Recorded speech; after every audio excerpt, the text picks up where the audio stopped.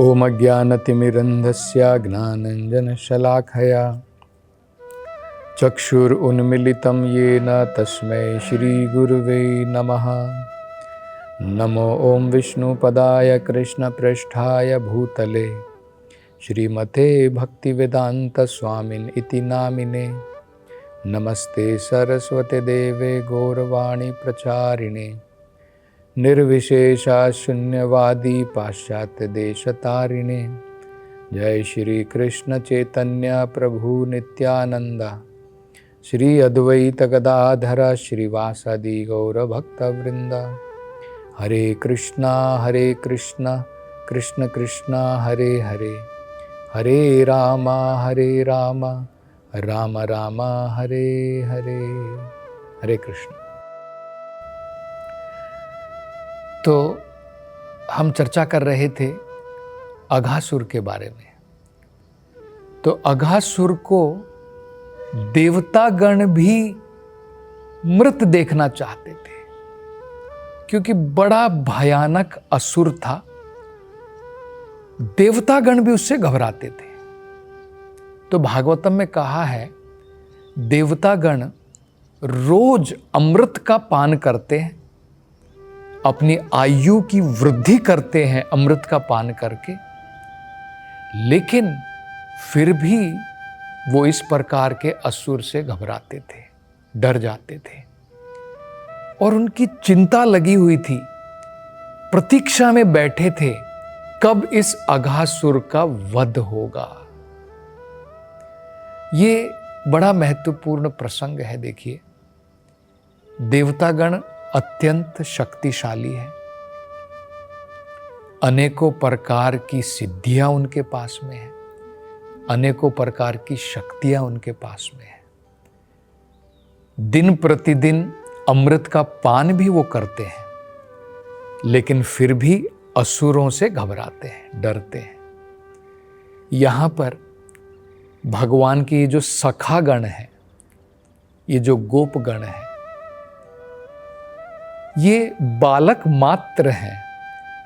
इनके पास में कोई अद्भुत शक्तियां नहीं है, इनके पास में कोई योग सिद्धियां नहीं है, और ना ही ये देवताओं की भांति दिन प्रतिदिन अमृत का पान करते हैं। लेकिन फिर भी इन्हें कोई भय नहीं है, इन्हें कोई भय नहीं है, क्योंकि पूर्ण रूप से ये भगवान के ऊपर निर्भर है। भगवान ने भगवद गीता में अपने भक्तों को ये वचन दिया है, इसलिए भगवान का भक्त, उसके जीवन में कोई भय नहीं। भक्तों को क्या कहते हैं? अभय चरणारविंद। वो अभय हैं क्योंकि उन्होंने भगवान के चरणों का आश्रय ग्रहण किया है। तो ये यहां पर हम देख पा रहे हैं इस लीला में कि देवतागण प्रतीक्षा में बैठे हैं कब ये अघासुर मरेगा, क्योंकि वो डरे हुए हैं। और यहां पर भगवान के जो बालगण हैं, यहां पर अघासुर को एक पुतला समझ करके उसके साथ खेलना चाहते हैं, और यहां पर आपस में वार्तालाप कर रहे हैं कि भाई ये पुतला है या जीवित है जो हमें मारने के लिए आया है। तो अंत में अब ये निष्कर्ष पर पहुंच जाते हैं कि भाई ये पुतला तो नहीं है, लगता है ये भी बकासुर की भांति एक असुर है, जिसने एक अजगर का रूप धारण करके यहां पर बैठा है और ये चाहता है कि हमें सबको निगल ले। ऐसा वो सोच भी रहे हैं, और तभी वो देख करके कह रहे हैं, देखो इसकी आंखों से प्रतीत होता है ये जीवित है, इसके श्वास से प्रतीत होता है कि ये जीवित है, कि मानो आंधी चल रही है, और हमको लग रहा है कि इसके पेट में से बदबू भी आ रही है, क्योंकि इसने बहुत सारे जानवरों को पहले भी खाया होगा। उस सड़े हुए जानवरों की इसके पेट से, आंतड़ियों से, इंटेस्टाइन से बदबू भी आ रही है। इसकी आंखें देखो, बिल्कुल जैसे अग्नि प्रज्वलित होती है उस प्रकार की इसकी आंखें हैं। तो उन्होंने कहा कि हमें डरने की जरूरत नहीं है, असुर भी रहा तो क्या है। जैसे कृष्ण ने पूतना का, बकासुर का, तृणाव्रता का वध किया, ऐसे भगवान इसका भी वध कर देंगे।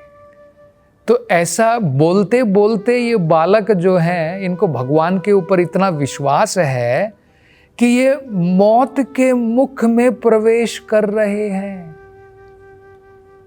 देखिए इनका कितना विश्वास है, और वो खेलना चाहते हैं कि रहने दो, अगर ये असुर जीवित भी है कोई बात नहीं है। तो बात करते करते इन्होंने अघासुर के मुख में प्रवेश कर दिया, जो गुफा की बराबर थी। और गुफा में कोई अंदर जाता है तो अंधकार है, और वहां पर इस असुर ने अपना मुख बंद नहीं किया, क्योंकि ये तो प्रतीक्षा में था कि ये ग्वाल बाले, इन्होंने तो प्रवेश कर लिया है मेरे मुख के अंदर में, लेकिन कृष्ण ने अभी तक नहीं किया है। तो कृष्ण जो है विचार कर ही रहे थे, क्योंकि कृष्ण तो अंतर्यामी है। ये जो भगवान के जो मित्र थे, ये तो आपस में इनको संदेह था, इनको डाउट था कि भाई ये पुतला है या जीवित है। लेकिन भगवान को तो कोई डाउट नहीं था।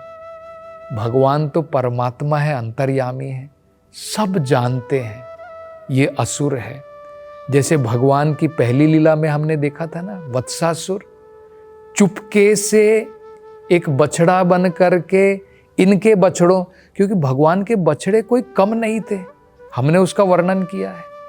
भागवतम में कहा है असंख्य भगवान के बछड़े थे, कोई गिन भी नहीं सकता है। और बड़े चुपचाप जो है वो वत्सासुर एक बछड़े का रूप धारण करके भगवान के बछड़ों में मिल गया था कि अवसर जब मिलेगा तब जाकर के आक्रमण करूंगा और कृष्ण का वध करूंगा।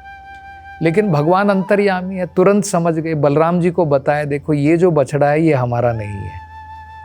और तब कृष्ण और बलराम पास में साथ में गए थे।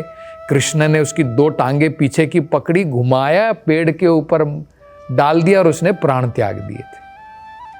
तो भगवान को तो ये पता था कि ये अघासुर है, ये तो कंस के द्वारा भेजा गया असुर है, ये कोई पुतला नहीं है कि मेरे जो दोस्त हैं, मेरे मित्र उसके मुख के अंदर में प्रवेश कर गए। उनको रोकना चाहते थे, रोकने के पहले वो अंदर घुस गए। तो अब कृष्ण सोच रहे हैं, असल में देखा जाए तो भगवान को कुछ सोचने की जरूरत नहीं है, लेकिन भगवान यहाँ पर अपने मित्रों को, अपने भक्तों को ये आनंद प्रदान करना चाहते हैं, ये खेल का आनंद प्रदान करना चाहते हैं। इसलिए भगवान आम बालक की भांति सोच रहे हैं मैं अपने मित्रों की रक्षा कैसे करूं। क्योंकि अब उन्हें देखिए 2 चीजें करनी है। मित्र उनके भगवान के जो सारे सखा थे वो सब उसके मुख के अंदर में चले गए हैं, और अब भगवान को 2 काम करना है, अपने मित्रों को, सखाओं को जीवित बाहर भी निकालना है और अघासुर का वध भी करना है। तो भगवान विचार कर रहे हैं कि मुझे क्या करना चाहिए। तब भगवान ने विचार करने के बाद में भगवान जो है, कृष्ण जो है, उसके मुख में प्रवेश करते हैं।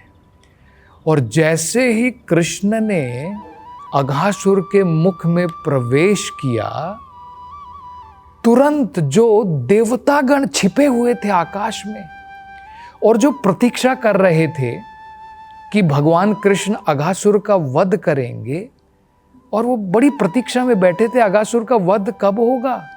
जब उन्होंने देखा कि कृष्ण जो है उसके मुख के अंदर चले गए हैं, वो घबरा गए और विलाप करने लगे, अरे ये क्या हो गया, ये क्या हो गया। तो जब कृष्ण ने देखा कि देवतागण विलाप कर रहे हैं और उनके सखागण मूर्छित हो गए हैं उसके मुख में, क्यों मूर्छित हो गए हैं? क्योंकि इतनी गंदी, जहरीली उसका श्वास है इस अघासुर का, क्योंकि सांप का रूप उसने धारण किया हुआ है। सांप, अजगर जो है बहुत जहरीला होता है, उसका श्वास मात्र जो है इतना जहरीला होता है कि ये सब अपने सुध बुध खो बैठे हैं, बेहोश हो चुके हैं। तो उन्होंने देखा कि मेरे सखागण बेहोश हो गए हैं, देवतागण जो है वो भी विलाप कर रहे हैं। तब उन्होंने सोचा कि मुझे कुछ करना चाहिए। तो भगवान ने क्या किया, अपना आकार बढ़ाना शुरू किया। अब देखिए, अघासुर जो था उसके पास में महिमा शक्ति थी, इसलिए तो उसने इतना बड़ा रूप धारण किया था। महिमा शक्ति का मतलब होता है बड़े से बड़ा आकार व्यक्ति ले सकता है। तो भगवान ने देखिए क्या किया, अपना आकार बढ़ाना प्रारंभ किया। और ये भी अब अपना आकार ये भी बढ़ा रहे, लेकिन भगवान से कॉम्पीट कर सकता है क्या? भगवान से क्या स्पर्धा करेगा? तो भगवान ने तुरंत अपना आकार बढ़ाया और उसका गला बिल्कुल घुटन हो गया। अब देखिए, अगर आपके गले के अंदर में अगर आपका गले का होल छेद होता है, उसमें कुछ वस्तु फंस जाए, आप सांस नहीं ले पाएंगे। अब भगवान ने अपना आकार बढ़ा करके उसके गले में फंस गए भगवान। तो अब जो है उसका सांस रुक गया और उसकी आत्मा को भी जगह नहीं मिली कि कहां से बाहर निकले, कहां से बाहर निकले। तो अघासुर के सर से फट करके उसकी आत्मा बाहर निकली और कुछ देर तक आकाश में खड़ी रही। तो कुछ देर तक आकाश में देखिए खड़ी रही। ये वर्णन, बड़ा सुंदर वर्णन जो है भागवतम में किया गया है। भगवान ने अघासुर का वध कैसे किया। भगवान ने अपने आप को विशाल बनाया, उसके गले में भगवान फंस गए, उसको वायु भी, श्वास लेने का अवसर भी प्राप्त नहीं हुआ, उसके कारण उसका सर फट गया, वहां से उसकी आत्मा बाहर निकल गई। लेकिन बाहर निकलने के बाद में आकाश में प्रतीक्षा कर रही है। ये बड़ा जो है अद्भुत वर्णन भागवतम में किया है।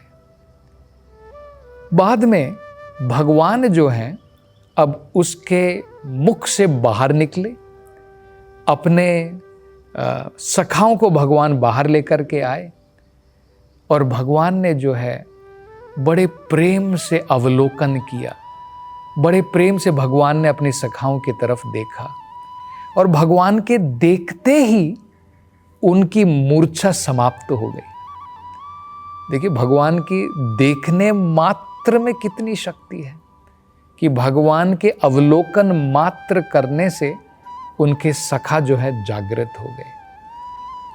और जब भगवान बाहर निकले और अघासुर का इस प्रकार से वध हो गया, तो आकाश से सारे देवताओं ने पुष्पों की वृष्टि की, आकाश से नाद किया, स्वर्गलोक में अप्सराएं नाच रही हैं, क्योंकि सारे देवतागण प्रतीक्षा में थे अघासुर का वध कब होगा।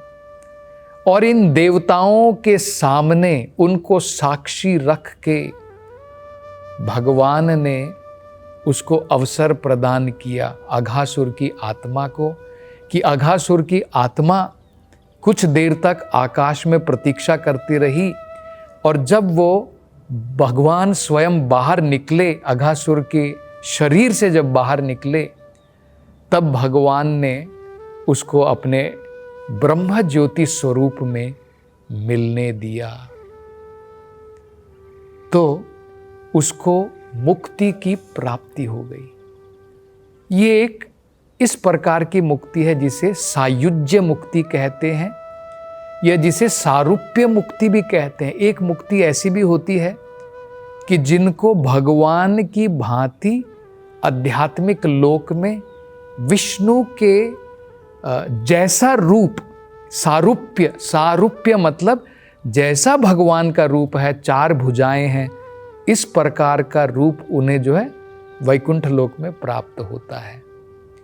तो भागवतम में आगे बताया है कि इसको सायुज्य मुक्ति नहीं मिली, ऐसा दिखने में लगा कि ये भगवान के शरीर में जाकर के उनकी ब्रह्म ज्योति में मिल गया, लेकिन आगे बताया है कि उसको सारूप्य मुक्ति मिली, वैकुंठ लोक में भगवान के जैसा शरीर प्राप्त हुआ, क्योंकि भगवान का संग उसे प्राप्त हुआ।